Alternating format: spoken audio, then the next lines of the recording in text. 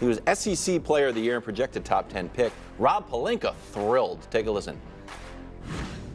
We would have never imagined a player as skilled and sort of perfect for our needs would be there for us as Dalton Connect. We had him, as a top 10 player unanimously across our scouting boards. I was at the SEC tournament scouting him extensively, and in my mind was like, there's no way a player like this could be available for us to pick on draft night. Okay, how happy should Lakers fans be? I mean, I credit where it's due. I've been a very vocal critic of Rob Pelinka in the Lakers front office, but this is, I think, an exceptional pick. This is a kid that scored 35 or more 6 times in just the last year. He was a smaller college and then was at Tennessee. He doesn't have the rivals pedigree that you guys know I value.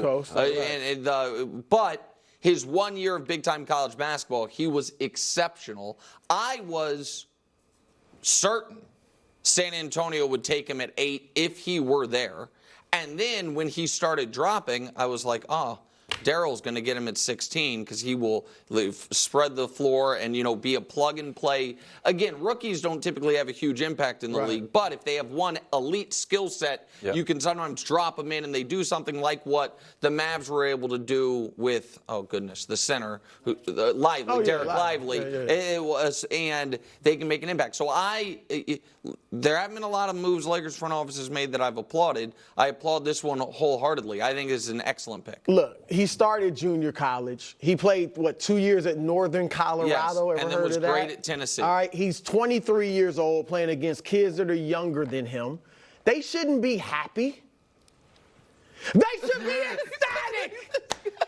Ecstatic! He got you again. I got you. He got you again.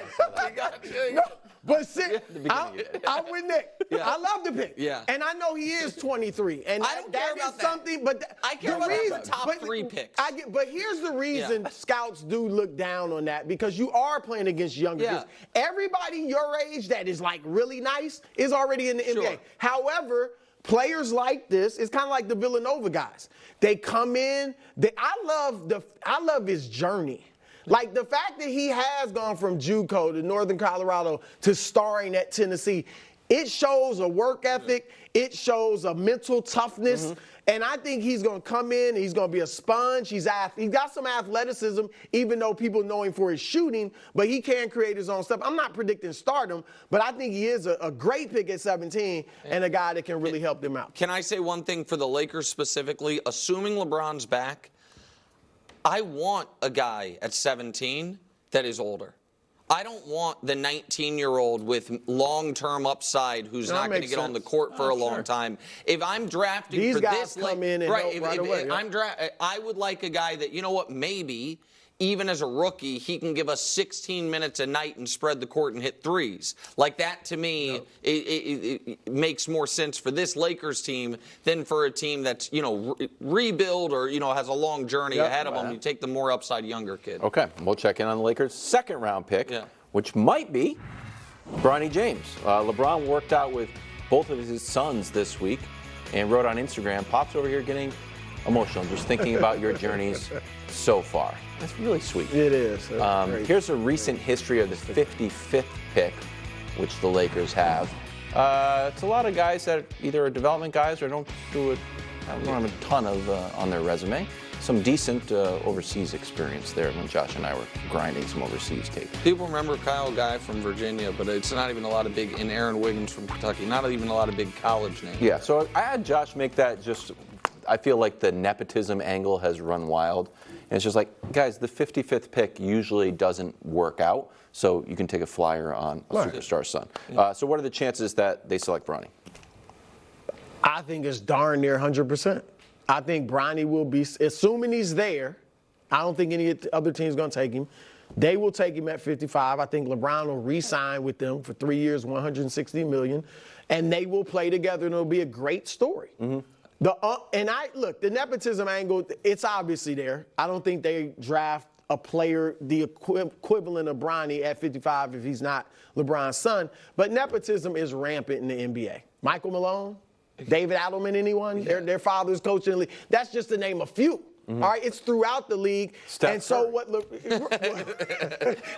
what LeBron is doing is giving him a chance.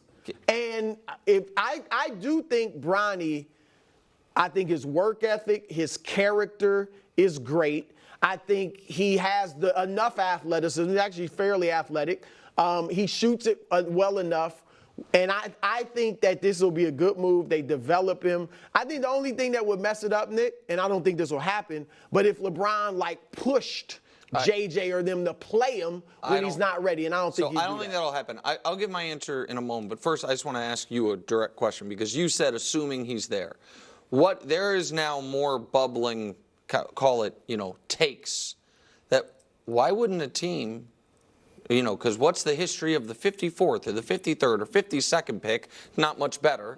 Use that pick on Bronny and then tell the Lakers, we want 2 second-round picks for him.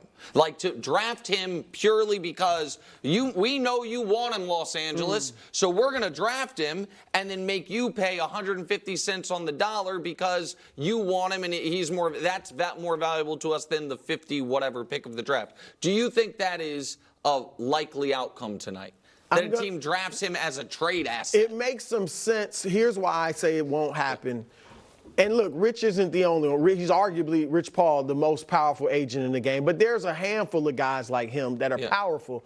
And Rich has a lot of players. And if you draft Bronny for that reason, you're clearly not trying to develop him. Right. All right, so now he's not in a good situation, and you've upset one of the most powerful agents in the game who has a lot of players. So I don't think they'll do that. Yeah, I think it'd be great if a team drafted him because they're like, we actually think he's more valuable than the guy and I think who's on the board. LeBron would be on board with that. 100%. Right. All right, so here's the thing.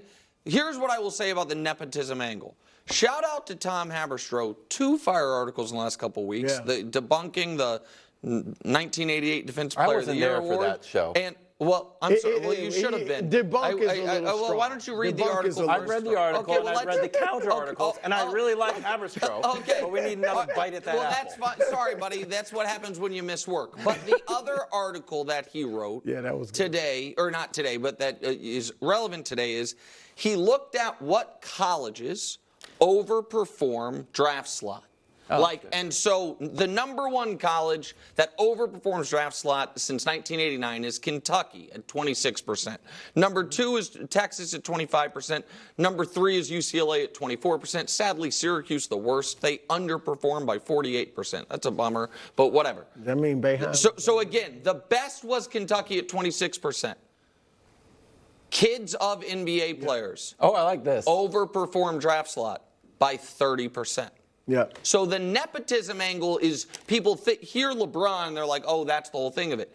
There is some real data to suggest there is an undervalued resource in, his dad played in the league. Yeah. And by the way, that makes sense, not only from a genetic standpoint, but also coming up around the game, being comfortable, all those things. And there was a kid that went in the lottery who averaged 2.5 points a game in the Australian League. Or went in the 20s, I should say. So I understand Bronny's college stats are not good at all. Go check the college stats of everyone that was a first-round pick, and you'll see some that look like Bronny. So I just don't think it's an outrage that this guy's going to be a second-round pick. And I think that even if LeBron were retired, there would be a team that would be like, you know what? You know what I think's worth a flyer? LeBron James's son. Yeah. Because, and so I think, by the way, read all of Haberstrow's article.